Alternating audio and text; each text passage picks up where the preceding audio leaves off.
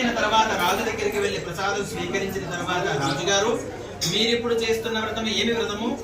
ఈ పూజ చేయడం వలన ఏమి ఫలితం కలుగుతుంది అని చెప్పగా, ఓ ఈ వైశ్యుడా, నాకు సంతానం లేదు, సంతానము కలుగుతుంది అని చెప్పి ఒక వ్రతాన్ని ఆచరిస్తున్నాను. ఒక గురువు గారి ద్వారా ఈ యొక్క వ్రతకల్పాన్ని నేను సంగ్రహించాను, ఈ యొక్క వ్రతాన్ని ఆచరిస్తున్నాను అని చెప్పగా, అప్పుడు వైశ్యుడు అంటున్నాడంట, రాజా, నాకు సంతానం లేదు, నాకు సంతానం కలిగితే నేను ఈ యొక్క వ్రతాన్ని ఆచరిస్తానని చెప్పి ఆ యొక్క రాజు దగ్గర ఆ విధంగా మాట్లాడుకొని ఇంటికి వెళ్ళిపోయాడంట.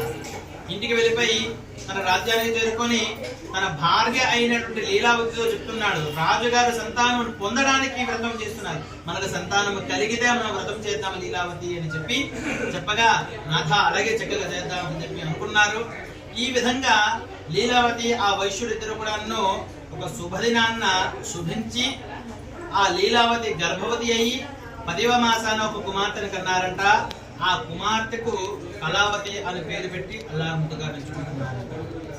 ఆ కళావతి ఎలా ఉందయ్యా అంటే, శుక్లపక్షంలో చంద్రుడు ఏ విధంగానూ వెలుగుతూ ఉంటాడో అలా వెలిగిపోతుందంట.